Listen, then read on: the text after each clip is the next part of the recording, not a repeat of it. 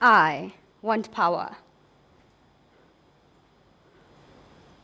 How many of us are honest and bold enough to say this?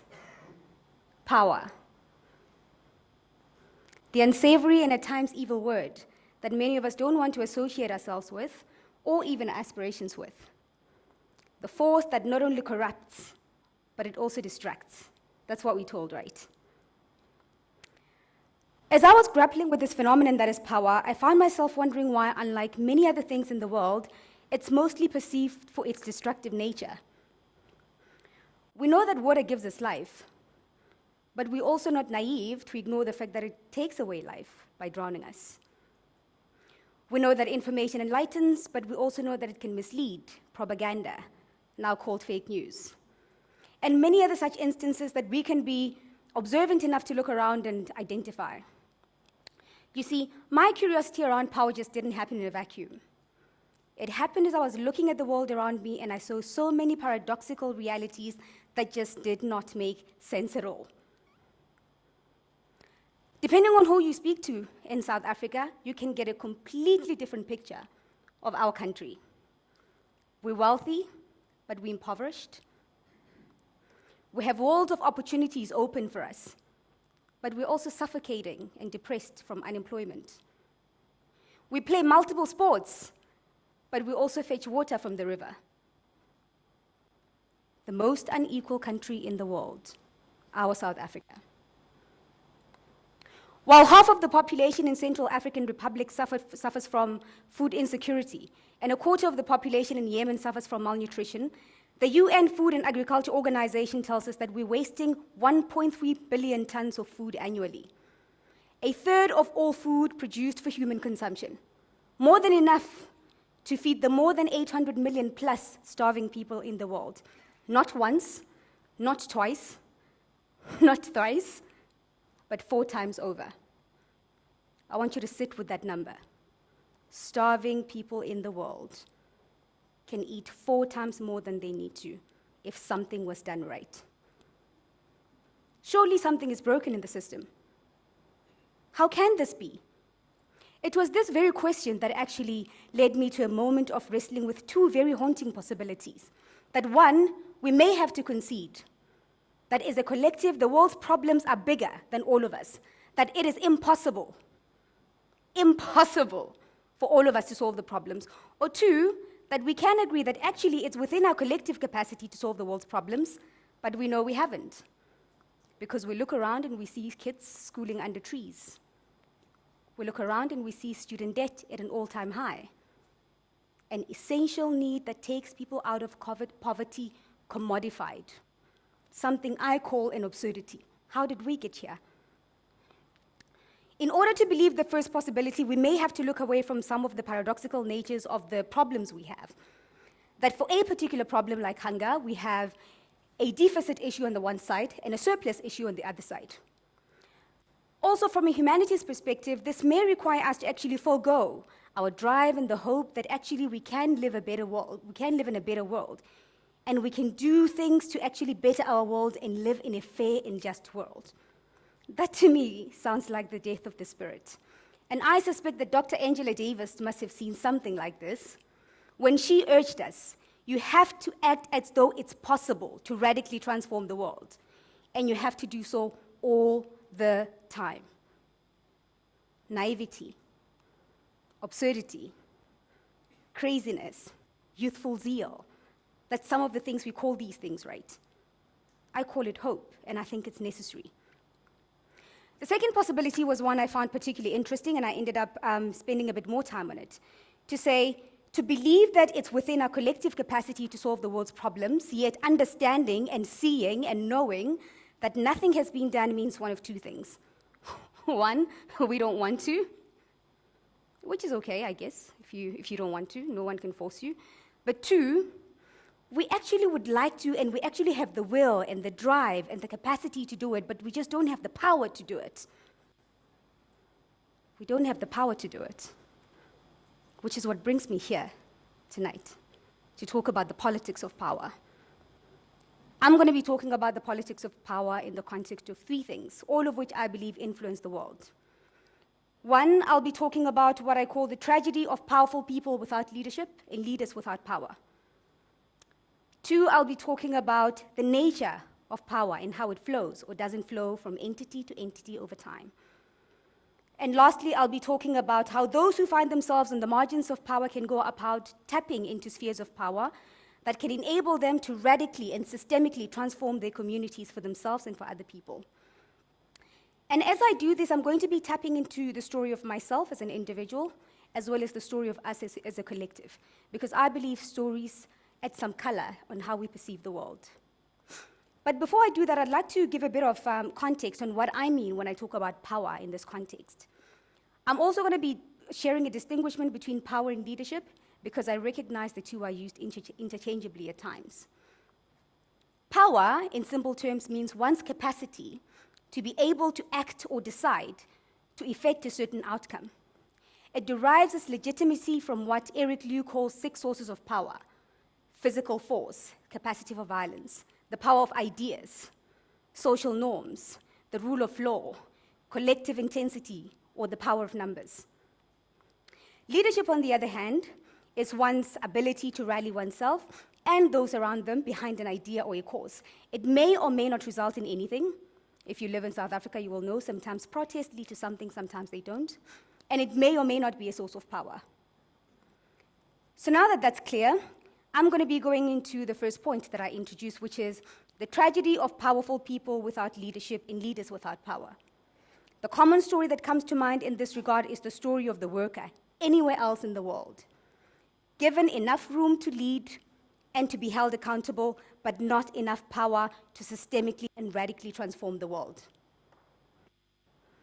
For a domestic worker like my late grandmother, who was a domestic in a family in Zanin for more than 20 years, this looks something like having enough power to actually, or having enough leadership to actually rearrange a couple of items in a room, but not enough power to influence whether a new washing machine is bought, no matter how difficult it made her daily life.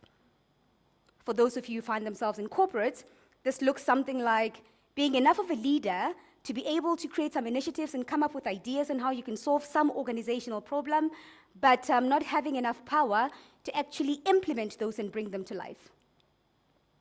And just like that, the suffocation of the worker is at play when power is in tension with leadership.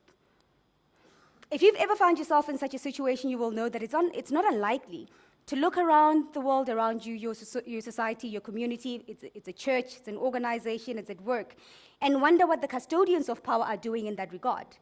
Where are they? Do they see me? Do they see my struggle, my suffering?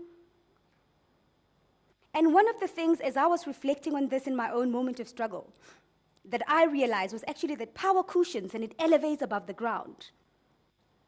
Power is a source of privilege. The privileged oftentimes don't feel what other people feel.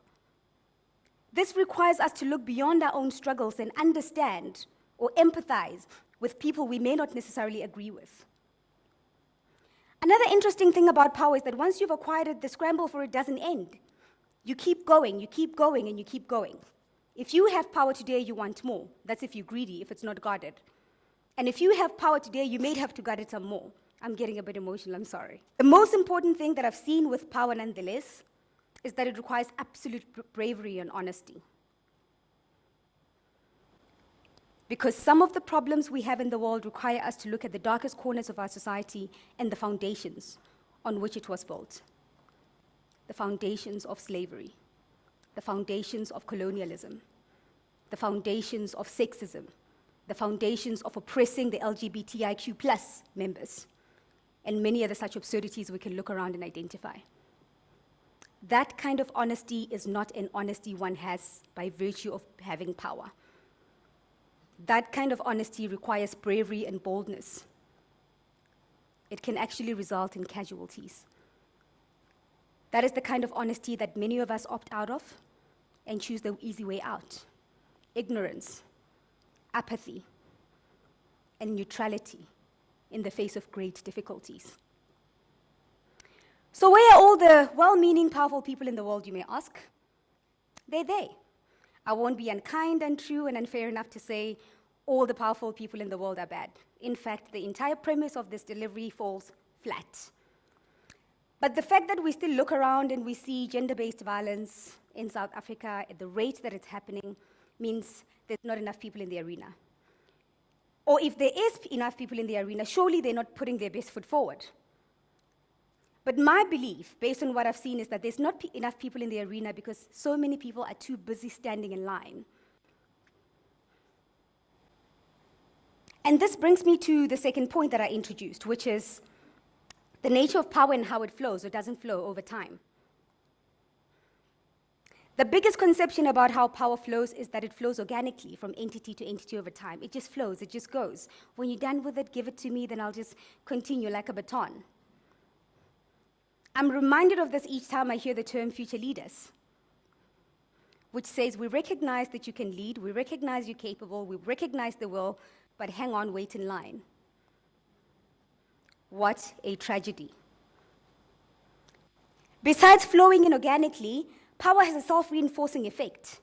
What this means is that it makes those who already possess it more powerful over time, an understandable deterrent for those who actually want to tap into spheres of power to radically transform their communities. So I am here today to tell you to step out of line.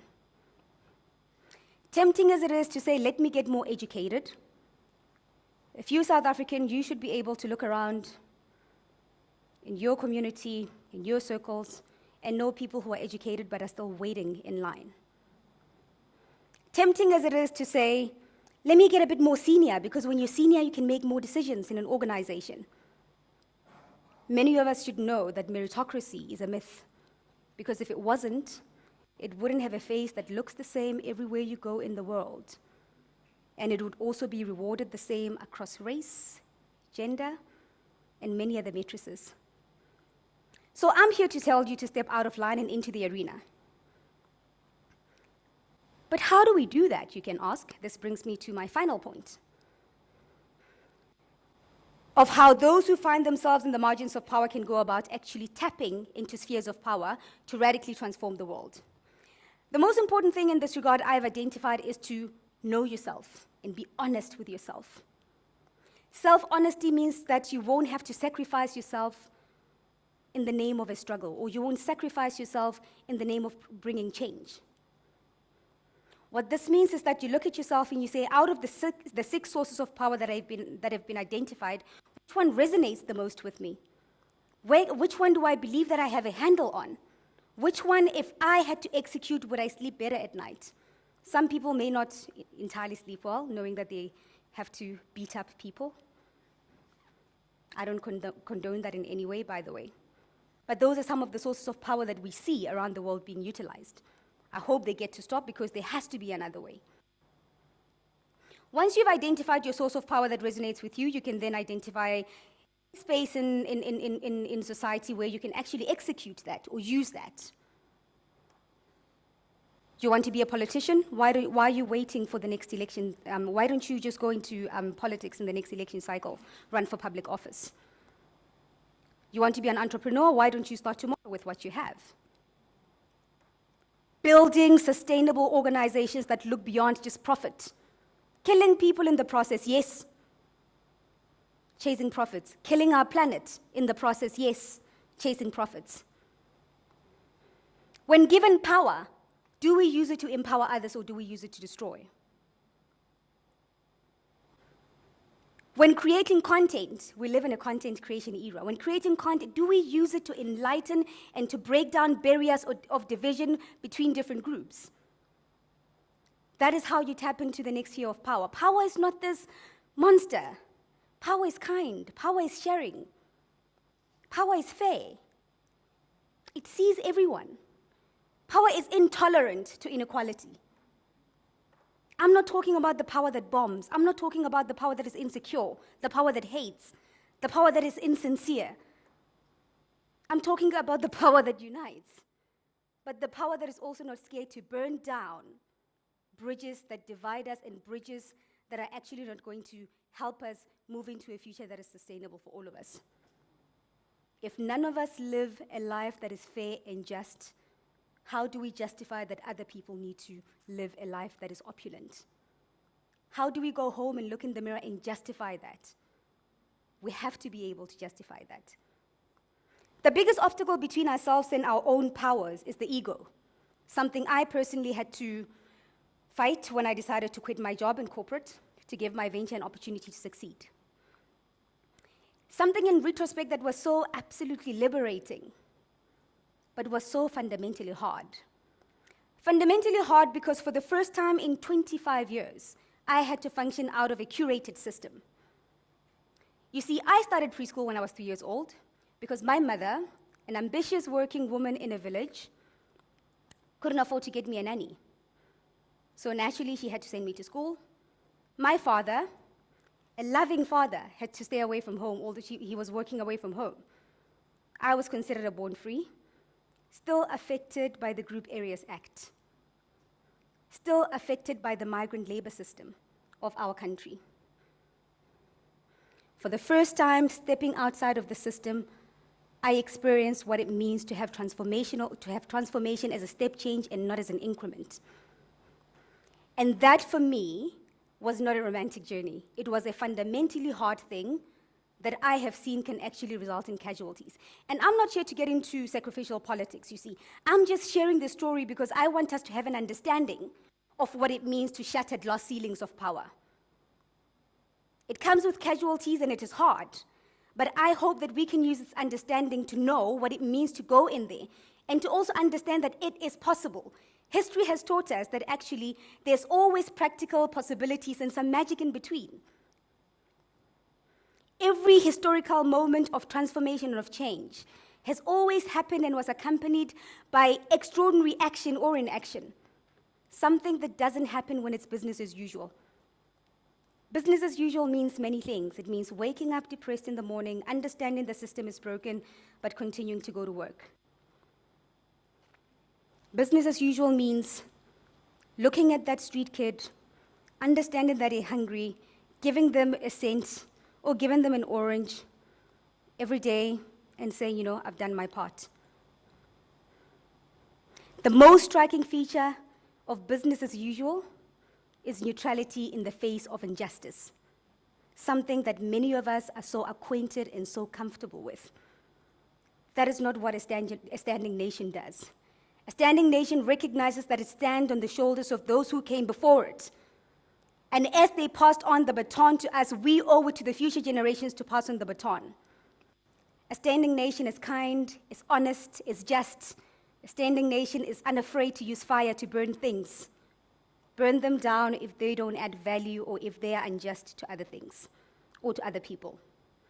I am here to urge all of us to tap into the levels of power that is going to be kind, that is going to result in transformative changes, and that is going to require us to be absolutely honest both with ourselves and with the world.